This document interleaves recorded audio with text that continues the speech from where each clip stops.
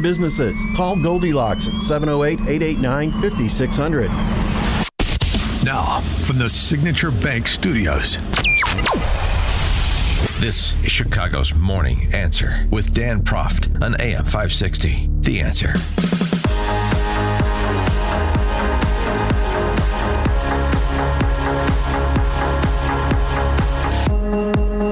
Top of the morning, Dan Proft here. Prosecutors this week charged a 43-year-old man with attacking or trying to attack 3 strangers with a knife during a rampage in Old Town 2 months ago. A review of CPD reports and court records shows how often Tyshawn Stampley, usually arrested as Rayshawn or Rayshawn Stampley, cycled in and out of custody before the Old Town attacks. Judges saw missed court dates, new arrests, and multiple violations of pretrial release conditions. Yet each time he was allowed out, although he often was supposed to be on electronic monitoring, even after he failed to comply with that program. Yeah, that's the profile. It just repeats itself, doesn't it? That's the Bethany McGee case. That young lady who was nearly burned to death on the Blue Line several weeks back. Officers responding to calls of a man removing his clothing found Stampley clothed but intoxicated in the 700 block of Northwest Street. Cops released him to the fire department so he could be taken to Northwest Memorial for detox. As a paramedic helped him into the ambulance, Stampley allegedly swung and struck the medic in the right side of the face. Police removed him, arrested him for aggravated battery of an EMT. That's a felony. That offense, a felony offense, is not detainable under the Safety Act. So he was released the next day without electronic monitoring. Then, lo and behold, surprising, he missed his next court hearing. Cops arrested him April 3rd. A report said he yelled out to a 40-year-old man, "Hey, Chinaman, hey, yo, I don't like Chinese men," before punching the man above the left eye, leaving a bruise. Victim called 911. Police learned he had also displayed a kitchen knife, threatened a 20-year-old man who was walking home from work. And he was released. No felony charges filed. He faced misdemeanor battery count and a misdemeanor assault with a deadly weapon, and then prosecutors dropped the case a month later. A few days later, the judge overseeing the paramedic battery case put him on electronic monitoring. And then he stopped appearing for court hearings on August 7th, and then the judge issued a warrant. Law enforcement tracked him down, brought him before the judge again. She gave him a 15-day jail sanction for violating pretrial release. But that was cut in half by state law and reduced further by 6 days that he already spent in custody. So within hours, he was back on the street on electronic monitoring with the permission to leave his home for work, quote unquote. Really? And what was the evidence of his employment, I'd like to know? Then, a month later, he was arrested on misdemeanor battery charges again. Another judge placed him on electronic monitoring, noted in the record that he attacked a random person and has a pending aggravated battery case. 8 days later, he was walking around Old Town with a knife. On October 13th, a 31-year-old man stepped off the bus in the 300 block of West Division. Stampley approached him aggressively, struck him in the shoulder, and held a knife in his hand, according to the detention filing. After the man began calling 911, Stampley knocked the victim's phone from behind him. The victim, who later discovered 3 small cuts in his shirt, followed Stampley until he slipped inside a public library. There, he lunged at a 33-year-old man and swung a knife toward the man's abdomen. Fortunately, did not significantly injure him. Then he approached a 49-year-old man outside the library and swung a knife at him twice, cutting the man's backpack and causing a laceration on his back. All officers arrested him again. All 3 victims identified him. The only charges filed, misdemeanors, 3 counts of battery, 3 counts of assault with a deadly weapon, misdemeanors. He was finally detained only because of his long list of pretrial violations, not because the new charges qualified for detention. Prosecutors dropped all 6 Old Town misdemeanor charges on October 28th, refiled as 5 felony aggravated battery counts. And then he was detained pre-trial. and has been. That's a long, winding road for a habitual violent offender, isn't it? And by the way, that was CWB Chicago's reporting. 19-time felon gets 6 years for burglarizing one of Chicago's poshest high-rise homes. The story is in the headline. 18-time convicted felon, now 19, after he pleaded guilty to robbing, a rich guy's home. So now he's getting time, real time. After 18 chances didn't do it. Didn't get him to change his ways. Our friend Tom Weitzel, former Riverside Police Chief, 40 years in law enforcement, had a good piece about the Safety Act in the Chicago Contrarian, because that case of the habitual offender that stabbed those three men in Old Town, that long winding road I just went through. It's important as a reminder. I mean, we've been talking about this for the better part of 3 years. I spent millions of dollars running commercials about this in the 2022 cycle. But let's refresh everybody's recollection. Per Weitzel's commentary, and he's got it right, the Safety Act, Pritzker's Law, requires prosecutors to prove three prongs by clear and convincing evidence in order to detain someone pretrial. The proof is evident or presumption is great the defendant committed the qualifying offense. The defendant poses a real and present threat to safety or high likelihood of willful flight. No condition or combination of conditions can mitigate the threat or flight risk. The no condition or combination of conditions can mitigate the threat or flight risk is the difficult one, writes Weitzel. It's an unfair burden. Judges can always hypothesize a condition: electronic monitoring, daily reporting, curfews, treatment programs. The mere existence of those options allows judges to deny detention even for defendants with violent records who have demonstrated a danger to the community. Prosecutors across the state have criticized this prong, and rightly so. It elevates hypothetical conditions over real risk. He goes on to talk about the absurd definition of willful flight, which we have talked about before. And I also want to give credit because he's been a leading voice on this going all the way back to the beginning. Jim Glasgow, the Will County State's Attorney, a Democrat, who has engendered the animus of his own party by saying what is true about this absurd, dangerous law, writes Weitzel, the Act's definition, the Pritzker Law's definition of willful flight is absurd. It requires proof of intentional conduct designed to thwart prosecution. In other words, prosecutors must show that the defendant was formulating plans to miss court, buying airline tickets, arranging to leave the jurisdiction, running from police, missing court dates, living outside the venue. None of that counts unless prosecutors can prove premeditated intent. Common sense tells us those are flight risks. The Safety Act says otherwise. It protects offenders, not the public. Well, a very good summary. And remember, just to walk back for a moment down memory lane in 2022, the entire state was warned because people saw the ads that I did, including ones that featured Jim Glasgow. The politician versus the professional prosecutor. Both are Democrats, but only one is telling the truth. Pritzker. There's no such thing under the Safety Act as non-detainable offenses. No one is getting out of jail. If prosecutors do that, that's on them. Versus Glasgow. Well, obviously, that is not the truth. We have about 640 people in jail. Half of them would walk out on day one, and that's not on the prosecutors. That's on the statute. Make the safe vote on November 8th. Vote no on Pritzker. Yeah, but instead the state voted yes. This was something that got national attention. It's still getting national attention, but you might remember back in the day, even Joe Rogan picked this up. I did an ad about what he had to say, too. They're essentially eliminating cash bail for almost everything dangerous. Drug-induced homicide, robbery, kidnapping, aggravated battery, burglary, intimidation, no bail. What? Yeah, they're Yeah, that's a succinct way to put it. They're fracked. Except that's not what he said. He didn't use the word frack.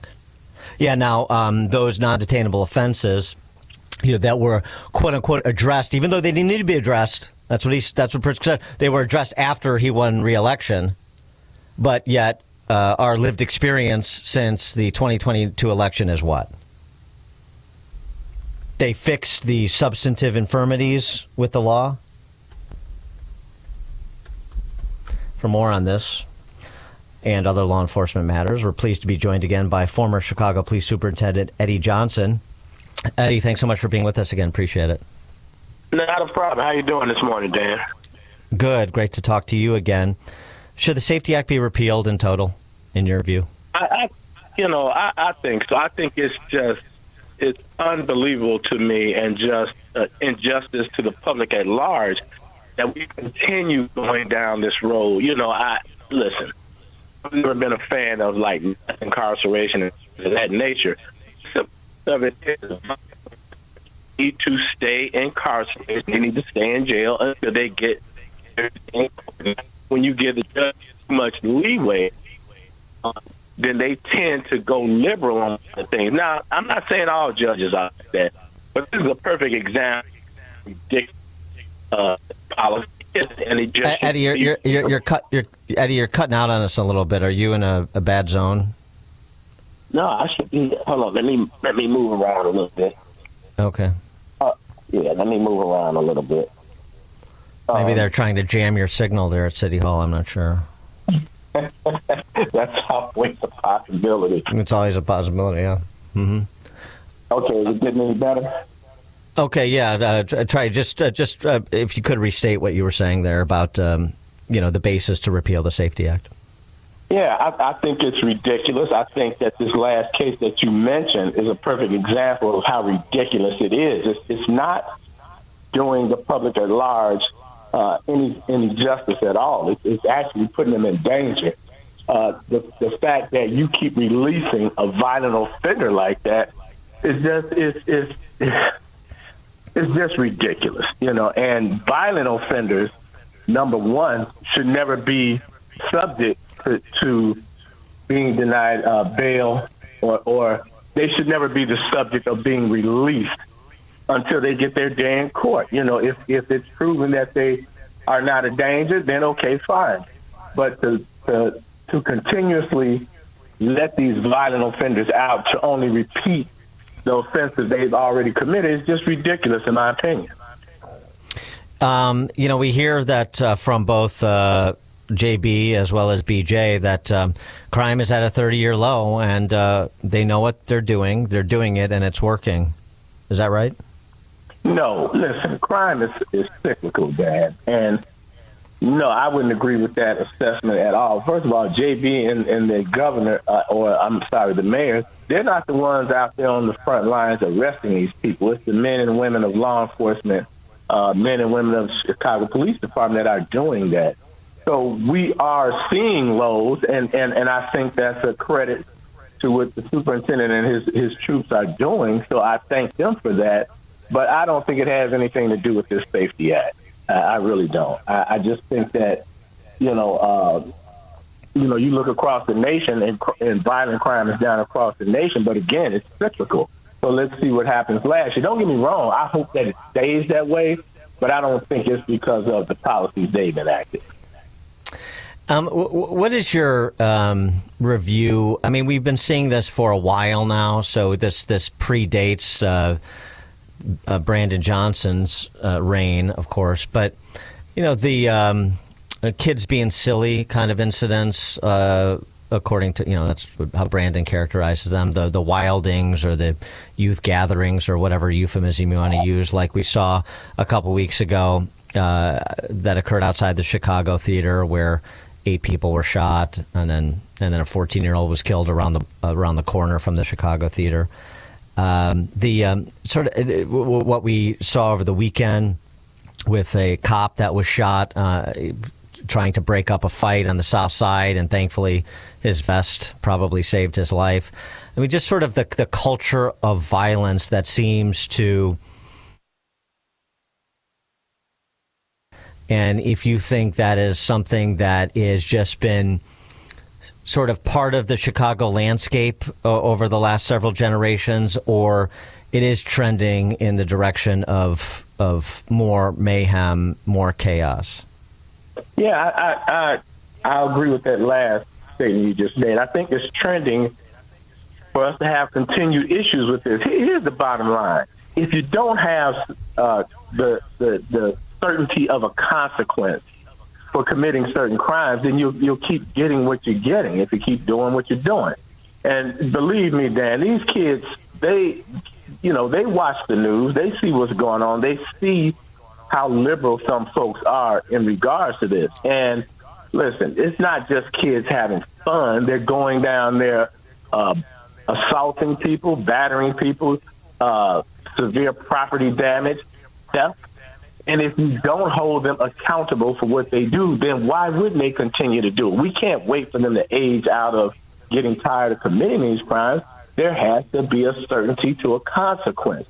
And when they know there's a certainty of a consequence, then they'll stop doing what they're doing. And the other part to that is, especially when you have these underage teenagers down there, then you hold their parents accountable also. Because I guarantee you, let's just say, for instance, the judge said, okay, you're 15 years old. This is what we're going to do. We're going to have you and your parent do 100 hours of community service. You don't think that would get that parent's attention to ensure they know where their child is on a Saturday night and it's 80 degrees in Chicago? Of course that'll get their attention. But if we keep pretending like it's not what it is, then we're going to keep getting what we're getting. You know, I often invoke this observation you made when you were superintendent several years back, that basically that we know it was either like 1,500 or 2,000 people that are likely to be shooters or likely to get shot. And if we could focus on those who have unfortunately given themselves over to a life of violence, deal with those repeat offenders, then just removing those individuals would do wonders for reducing the incidence of violent crime in Chicago. Number one, is that a fair characterization of what you said? And number two, if it is that still your view today? Yeah, that is a fair characterization. Listen, when I left CPD, we had about 120,000 documented gang members in the city of Chicago. And that's not the police saying you're a gang member. That's them telling us. And the reason that they do that is because when they get arrested, they don't want you, of course, housing them with members of different gangs, which makes total sense. Out of that 120,000, we identified roughly 2,000 that were really the worst of the worst. And if you focus on that group, because the other ones, if you can offer them a different alternative in a lot of cases, they would do a different thing. But that 2,000 that we identified, they were just hardcore gangbangs. And if you can deal with that group, you would see the incident of violent crime in Chicago going down in that regard. Because let's face it, Dan, even though you might have, let's just say for instance, you have 40 members of a particular gang. All 40 members of that gang are not prone to shoot people. It takes a certain individual to knowingly and intentionally go out here and shoot and potentially kill someone. So if you identify that group and then you deal with them, the bottom line is this. Some people need to go to prison. Some people need to be off the street, because they have just shown us time and time again they don't want to play by the rules of society. So I definitely still have that viewpoint, and I still think if we identify those folks and we remove them from the streets of Chicago, we'll have a safer Chicago. Eddie Johnson, former Chicago Police Superintendent. Eddie, thank you as always for your time. Appreciate it. All right, Dan, you have a great rest of your week. Thank you. You too. And former Superintendent Johnson joined us on the Turnkey.Pro answer line. It's like a hot, steaming cup of information to start your day. It's Chicago's Morning Answer on AM 560. The Answer. Too much on your list this season? Get 50% off your first 6 months of payroll at gusto.com/radio. Gusto saves you 2 days every month on payroll, taxes, and compliance. So you can go from making payroll to making gingerbread houses, checking your books to decking the halls, spreadsheets to snow angels. Switch before the end of the year and there's no need to transfer payroll history. Now that's a reason to be merry. Choose a future with Gusto and get more time for what matters. For a limited time, get 50% off your first 6 months at gusto.com/radio. This is the time of the year most of us